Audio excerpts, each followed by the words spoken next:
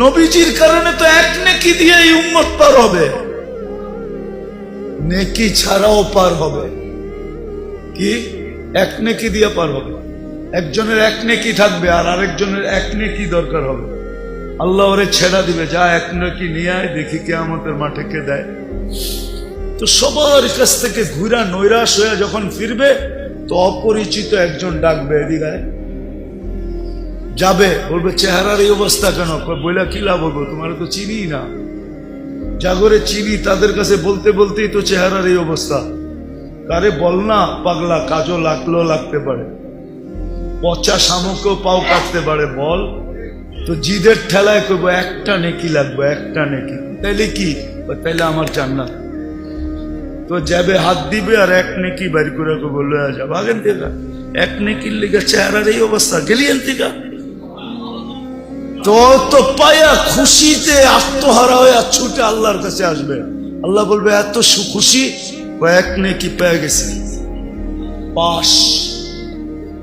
আল্লাহর সামনে দাঁড়ায় পাশ, এক নেকি নিয়ে এসে। আল্লাহ বলবে এক নেকি কে দিল? তো ভাবছেন কিয়ামতের মাঠে আপনিই আছেন আর কেউ নাই?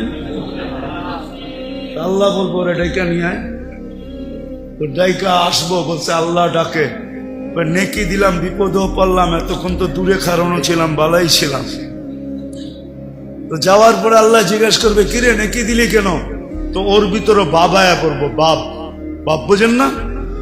দেখেন না বাপ?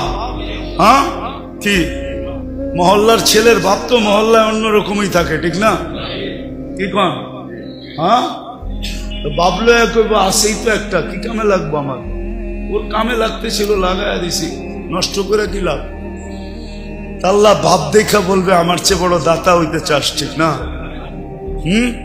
যেটা পাশ হয়ে গেছে ওরে কইব খুশ বিয়া দিয়া খি কাওয়াত খুলিল জান্নাত, যা দুটাই জান্নাতে যা, আমার চেয়ে বড় দাতা হইতে দিব না।